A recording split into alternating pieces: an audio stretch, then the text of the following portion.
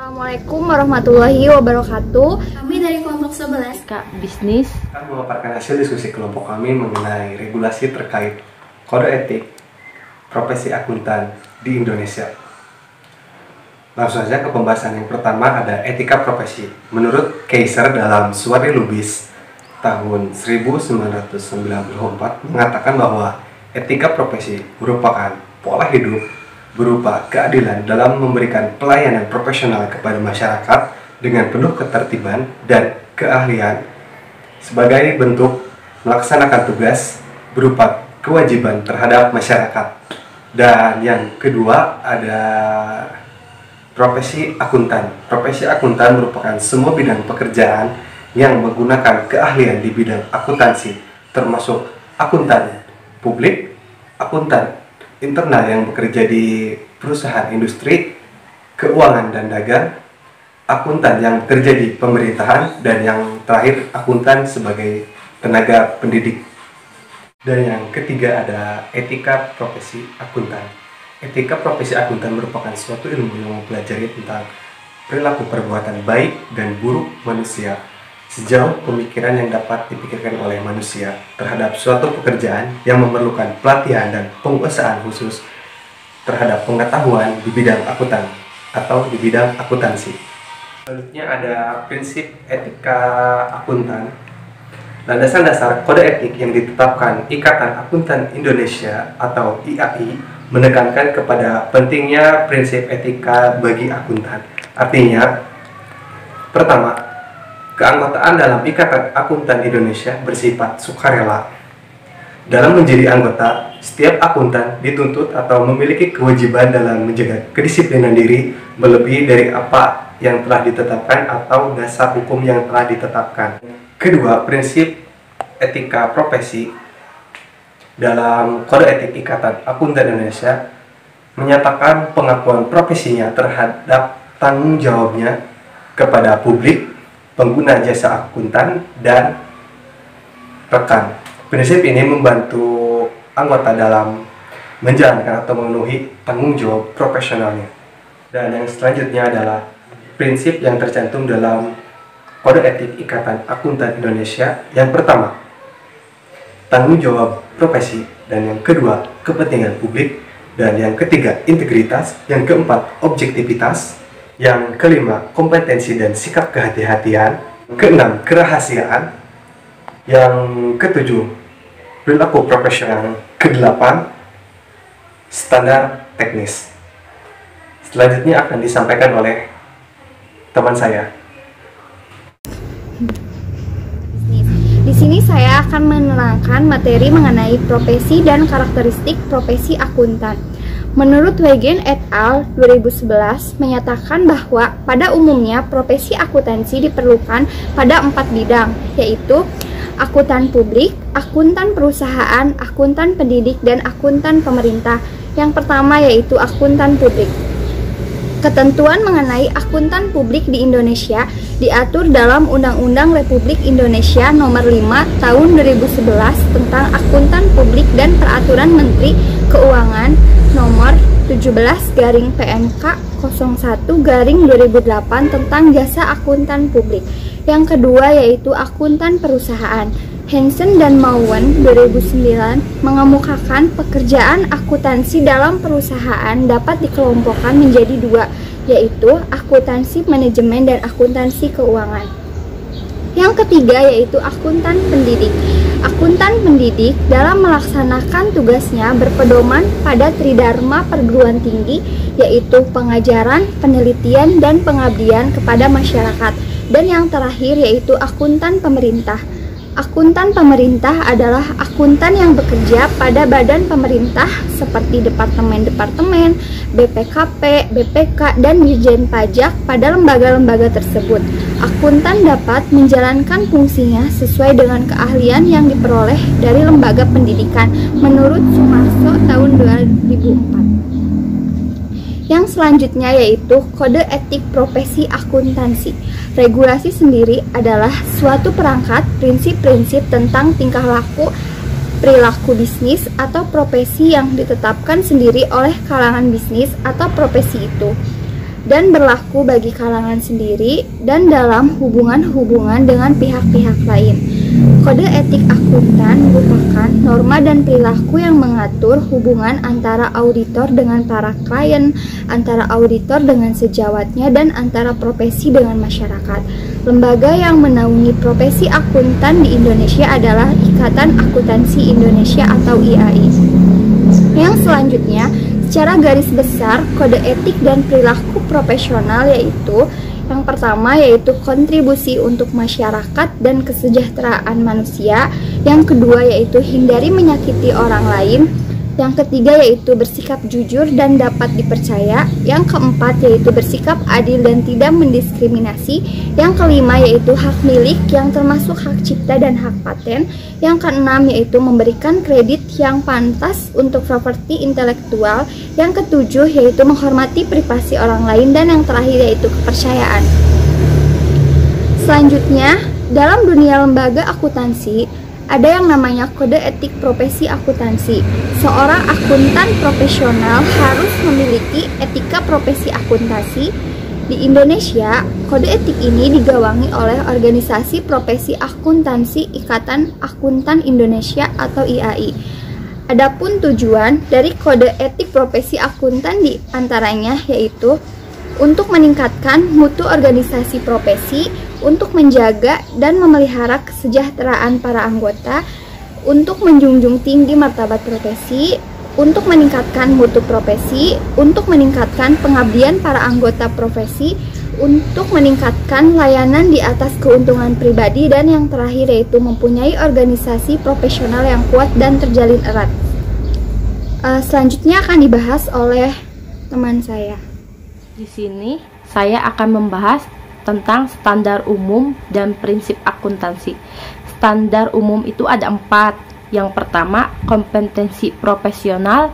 Yang kedua, kecermatan dan keseksama profesional. Yang ketiga, ada perencanaan dan supervisi. Yang keempat, ada data relevan yang memadai. Prinsip akuntansi. Prinsip akuntansi. Anggota KAP tidak diperkenankan.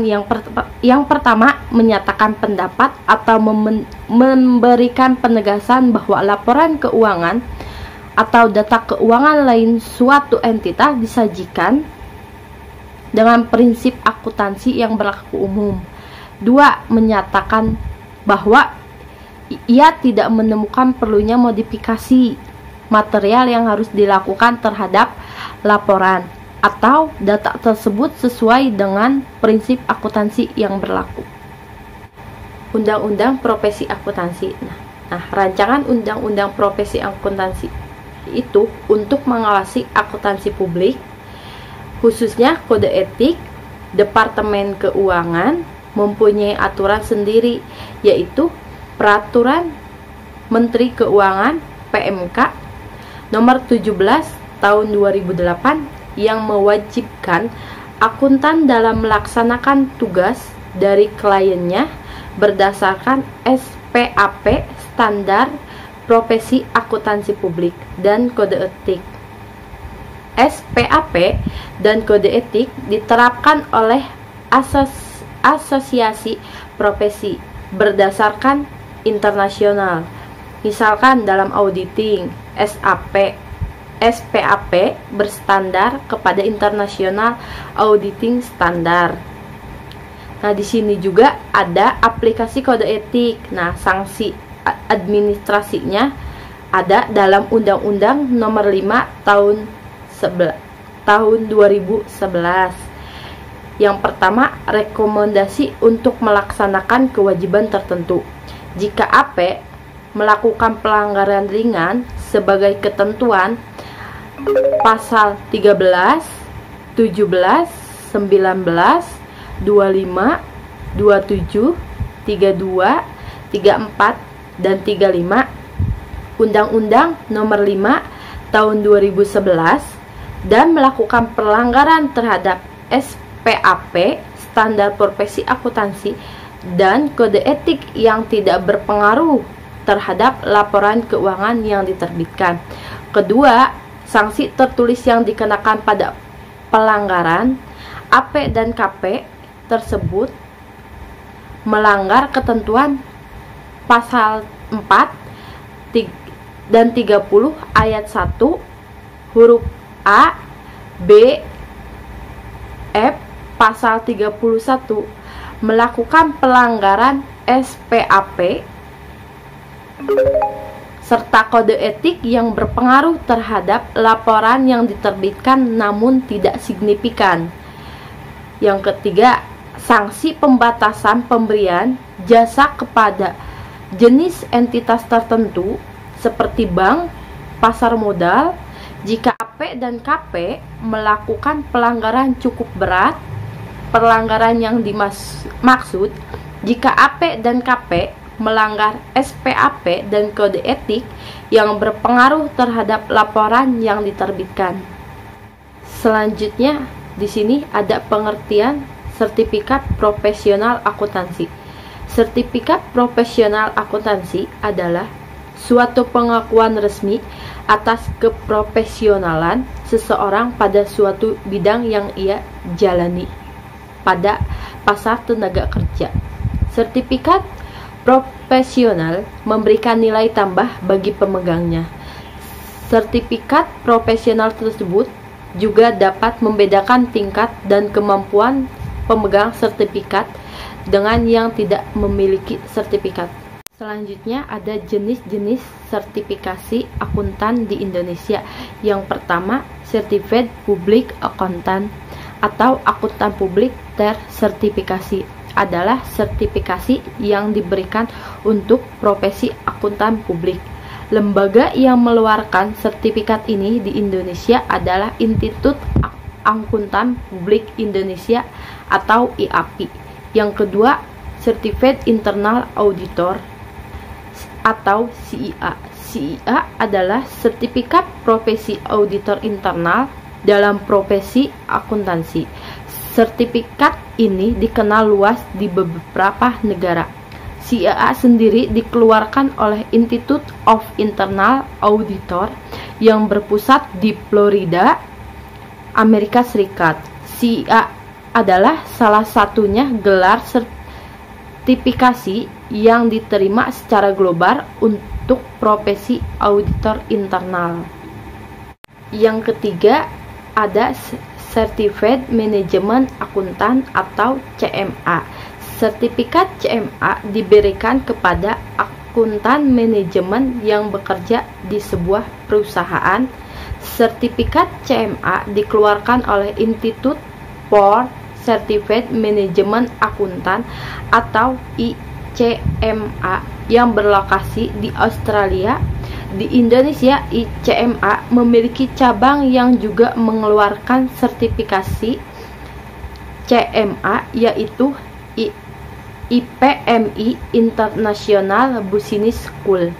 Yang keempat ada Chartered Management Accountant atau CMA. CMA dikeluarkan oleh Chartered Institute for Accountant Management CIMA yang berbasis di Inggris. Secara garis besar, CMA dari Australia dan CMA dari Inggris tidak jauh berbeda. Selanjutnya materi akan disampaikan oleh teman saya. Kelima, ada sertifikat profesional manajemen akuntan. Sertifikat atau kita sebut sebagai CPMA. Sertifikat CPMA sebagai garis besar juga di sana sama dengan sertifikat CMA Australia dan CMA Inggris. Sertifikat CMA ini bersifat lokal dan hanya berlaku di Indonesia saja. CPMA dikeluarkan oleh Institut Akuntansi Manajemen Indonesia. Di poin ke-6 ada sertifikat Information System Auditor atau yang kita sebut sebagai CISA. CISA adalah sebuah bukti pencapaian kemampuan seseorang profesional di bidang audit, kontrol, dan keamanan sistem informasi. CISA dikeluarkan oleh Information System Audit dan Control Association atau yang kita sebut sebagai ISAK. Sejak tahun 1978, di Indonesia sertifikat CISA dapat diambil dengan mengikuti tes yang diselenggarakan oleh CIA, PPAK, UI, dan YPIA Lembaga-lembaga tersebut memiliki afiliasi dengan ISAKA. Di poin ketujuh ada Chartered Financial Analyst atau yang kita sebut sebagai CFA. CFA adalah sertifikat yang dikeluarkan untuk profesi analis keuangan dan investasi CFA yang dikeluarkan oleh CFA. CFA itu setelah seseorang lulus tahap tes sebanyak 3 kali. Di poin ke-8 ada Certificate Financial Planner atau yang kita sebut sebagai CFP. Sertifikat ini dikeluarkan oleh Financial Planning Standard Board atau PFSB untuk seseorang yang ahli di bidang perencanaan keuangan. Untuk mendapatkan sertifikat ini, seseorang harus lulus 4 tahap ujian yang mencakup sebagai Foundation and Financial Planning, Investment Planning, Risk Management, and Insurance Planning and Retirement Income, Tax and Estate Planning. Yang 9 ada Financial Risk Manager atau kita sebut sebagai FRM. Banyak masalah keuangan dan operasional yang terjadi di belakangan ini yang kita ketahui yang disebabkan karena rentangnya manajemen risiko perusahaan. Jadi karena itu banyak manajemen risiko perusahaan semakin meningkat, termasuk di dalamnya pembekalan pemahaman risiko kepada para profesional manajemen risiko. Di poin 10 ada Certificate Fraud Examiner atau yang kita sebut sebagai CFA. CFA ini dikeluarkan oleh Association of Certificate Fraud Examiner. Dengan memiliki sertifikat ini berarti seorang yang memiliki pemahaman dan keahlian sebagai profesional anti kecurangan di bidang keuangan. Syarat untuk mengikuti ujian CFA ini adalah meminimumkan pendidikan sarjana dan memiliki pengalaman kerja di bidang terkait accounting dan auditing, kriminologi dan sosiologi, fraud investigation, and loss provocation, and minimum 2 tahun. Di poin 11 ada sertifikat Wealth Manager atau yang kita sebut sebagai CWM. Sebagai profesi Wealth Manager adalah profesi yang sangat dibutuhkan dalam industri perbankan. Jadi para profesional perbankan ini dituntut untuk mengkompetisikan dalam mengolah kekayaan nasabah yang dipercayakan kepadanya. Jadi CWM ini dikeluarkan oleh Certificate Wealth Management Association atau CWMA. Di poin ke-12 itu ada diploma in International Financial Reporting atau DIFR. Sebagai nama harmonisasi standar akuntansi dikeluarkan dunia yang mengucap pada International Financial Reporting Standard atau IFRS yang dibutuhkan para profesional akunting yang memiliki keahlian di bidang IFRS tersebut. Diploma in International Financial Reporting ini lahir untuk memenuhi kebutuhan yang akan profesional tersebut yang dikeluarkan oleh Association of Chartered Certificate Accountant atau ACCA. Di poin 13 ada sertifikat konsultan pajak atau yang kita sebut sebagai BAP. Salah satu persyaratan untuk melakukan izin praktik sebagai konsultan pajak adalah lulus ujian sertifikat konsultan pajak USKP yang diselenggarakan oleh Ikatan Konsultan Pajak di Indonesia (IKPI) sesuai dengan Keputusan Menteri Nomor 485 KMK 03 2003. Bagi profesional yang telah lulus ujian ini berhak mendapatkan gelar BAP USAKAP terdiri dari 3 tahap yang dikategorikan sebagai USKAP A, USKAP B, USKP. Di poin ke-14 ada sertifikat PSAK atau kita sebut sebagai CPSAK. CPSAK ini bersifat lokal di Indonesia yang dikeluarkan oleh Ikatan Akuntan Indonesia. IAI ini adalah institusi yang mendapatkan kepercayaan oleh pemerintah untuk mendapatkan standar akuntansi keuangan di Indonesia. Berbeda dengan sertifikat lain, CPSAK ini terbuka untuk semua jurusan. Namun setelah lulus dalam ujian sertifikat ini, peserta harus memenuhi pendidikan profesional berkelanjutan yang diadakan oleh IAI sesuai dengan PPL IAI. Poin ke-15 ada sertifikat akuntan syariah atau kita sebut sebagai SAS. Akuntansi syariah ini salah satu cabang baru di bidang akuntansi. Walaupun baru di bidang akuntansi, namun akuntansi syariah ini sudah mendapatkan animo yang besar terhadap masyarakat di Indonesia. SAS ini adalah suatu sertifikat untuk memberikan standar akuntansi syariah bagi akuntan yang bekerja di bidang tersebut. Sama seperti CPSAK, SAS ini bersifat lokal yang dikeluarkan oleh IAI. Di poin 16 ada ahli akuntan pemerintah atau kita sebut sebagai AAP. Akuntansi pemerintah adalah cabang akuntansi khusus yang ada di Indonesia. Akuntansi pemerintah orang yang secara khusus menekuni bidang akuntansi pemerintah. Akuntansi pemerintah orang yang secara khusus menekuni akuntansi pemerintah. Akuntansi pemerintah memiliki standar sendiri dalam hal pencatatan akuntansi. Oleh karena itu, AAP ini salah satu tolak ukur standarisasi akuntansi pemerintah di Indonesia. AAP diselenggarakan oleh IAI. AAP biasanya diikuti oleh PNS yang menangani masalah keuangan di suatu lembaga pemerintah. Jurnal tentang relokasi akuntan yang dengan judul Pengaruh Tenur Rotasi Spesialisasi Kantor Akuntan Publik atau KP terhadap kualitas audit perbandingan sebelum dan sesudah relokasi rotasi KAP di Indonesia. Kita ketahui Indonesia merupakan negara yang menerapkan peraturan rotasi audit yang bertujuan untuk meningkatkan kualitas audit. Nah, penelitian ini bertujuan untuk menguji pengaruh rotasi audit dan lainnya dan lama pengauditan terhadap kualitas audit. Di penelitian ini mempunyai 3 hipotesis. Yang pertama itu pengaruh tenur KP terhadap kualitas audit. Ini menunjukkan hasil regresinya itu kualitas audit yang dilihat dari sisi netralisasi DAC pada periode peregulasi tidak ditemukan hubungan antara tenur KP dan kualitas audit. Jadi hubungannya ini adalah linear positif antara tenur dengan akrual diskursioner, atau dengan kata lain berhubungan negatif dengan kualitas audit yang dilihat dari sisi netralisasi. Di hipotesis kedua itu ada pengaruh rotasi KP terhadap kualitas audit.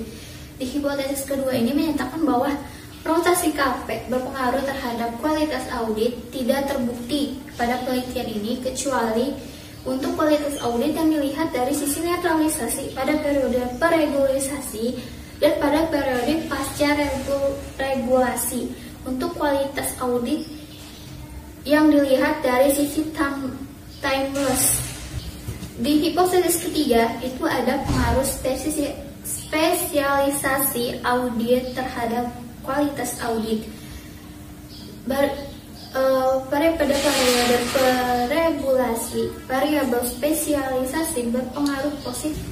Jadi kesimpulan yang saya dapat dari jurnal tersebut yaitu pada periode peregulasian hubungan tenor KAP dengan kualitas audit dari netralisasi berbentuk linear negatif, yang artinya semakin panjang tenor KAP, semakin rendah kualitas audit. Untuk kualitas audit dari sisi lainnya, tenor KAP tidak ditemukan berpengaruh secara signifikan terhadap kualitas audit.